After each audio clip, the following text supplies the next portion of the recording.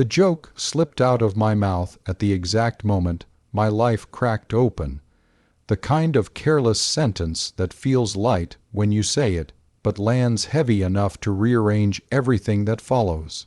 It was raining outside the cafe, the sky the same dull gray as the disappointment hanging between us, and I laughed softly while saying I could pretend to be her boyfriend. I expected an eye roll, maybe a sarcastic smile. Instead, she looked at me with tired seriousness and said that pretending would require practice because no one would believe it otherwise. In that instant, something shifted, subtle and dangerous, like the quiet click of a door locking behind you.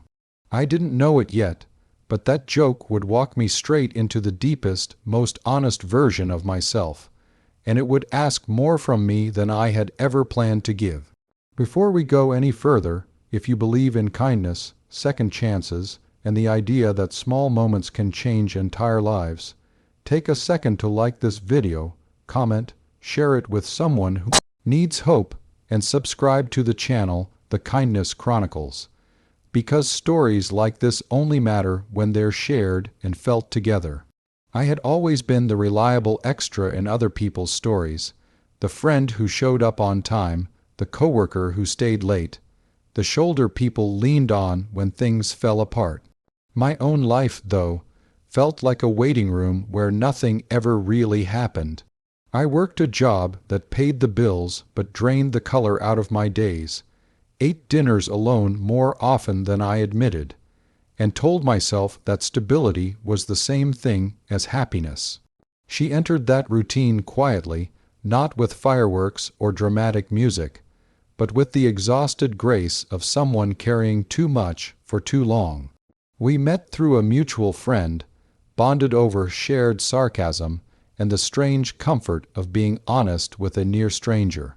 She was in the middle of family pressure that felt suffocating, expectations that pressed down on her chest every time the phone rang, questions about her life that she didn't have answers for yet. Somewhere between coffee refills and half-finished jokes, the idea formed, half serious and half desperate, that pretending might be easier than explaining. What started as a favor quickly grew complicated. At first, it was practical. Family events, social gatherings, the kind of spaces where being alone invited unwanted scrutiny. I told myself it was harmless, that I was helping someone I cared about, that there were rules and boundaries and an invisible line neither of us would cross. But pretending asks for details, and details ask for effort. We studied each other in quiet moments, learning habits, remembering preferences, building a story that felt convincing enough to survive questions. I noticed how she tucked her hair behind her ear when nervous, how her laughter changed when she forgot to be guarded. She noticed how I always stood slightly in front of her in crowds, not to show ownership, but protection. The more believable we became to others, the harder it was to remember what was real and what was borrowed. The challenge wasn't the pretending itself. It was the way it began to feel less like acting and more like revealing parts of ourselves we usually hid. I struggled with the fear that I was crossing an emotional line without permission, that my kindness was turning into attachment, that I was setting myself up for a fall I wouldn't be able to explain to anyone. There were nights I lay awake replaying moments, analyzing smiles, weighing gestures, wondering if I was imagining meaning where there was none. She struggled too, though she rarely said it outright. I could see it in the way her shoulders tensed before family gatherings, in the relief that washed over her face when I showed up, in the quiet gratitude that felt heavier than any spoken promise. As time passed, the stakes grew higher. People believed us.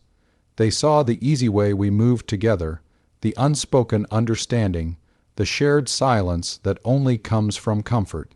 Compliments and expectations followed, comments about the future, assumptions that felt too solid for something built on a joke.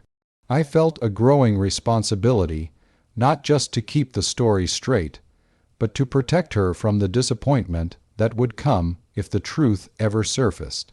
At the same time, I was confronting my own emptiness, realizing how much of my life had been lived at arm's length, safe but untouched. Pretending to be someone important to her made me confront how badly I wanted to be important to someone for real. The turning point didn't arrive with a dramatic confession or a single defining moment. It crept in slowly, during ordinary days that felt extraordinary only in hindsight.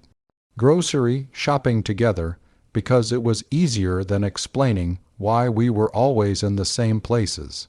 Sitting side by side in silence, comfortable enough not to fill the space with noise. Supporting each other through setbacks that had nothing to do with the act we were putting on. I found myself rooting for her dreams, worrying about her stress, celebrating her small victories as if they were my own. She began to rely on me not just as a shield from questions, but as a source of steadiness in a world that demanded too much from her. Still, fear lingered like a shadow.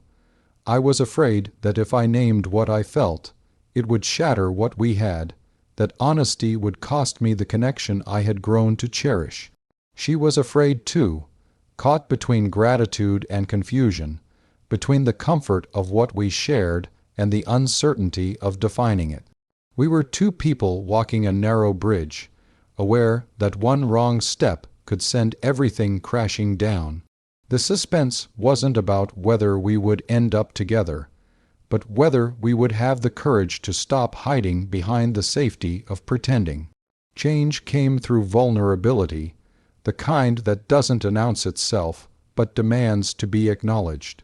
When life threw unexpected challenges at both of us, moments that stripped away the performance and left only raw emotion, we showed up for each other without thinking about roles or expectations. In those moments, there was no audience to convince, no story to maintain, just two people choosing to stay. I realized then that kindness isn't passive, and love isn't always loud. Sometimes it's the quiet decision to be present, to risk rejection for the chance at something real. By the time the pretending finally ended, it felt almost irrelevant to label what we had become. The journey had already changed us. I was no longer hiding in the background of my own life, and she was no longer carrying her burdens alone. We had learned that second chances don't always come wrapped in certainty, and that the bravest thing you can do is admit when something matters to you. The joke that started it all had evolved into a truth neither of us could ignore, and in facing it, we found a version of ourselves stronger than before. If this story has stirred something in you, if it reminded you of a time you took a risk, showed kindness, or wished for a second chance, please take a moment now to like this video, share it with someone who might need it, and subscribe to The Kindness Chronicles. Your engagement keeps these stories alive and reaching the hearts that need them most.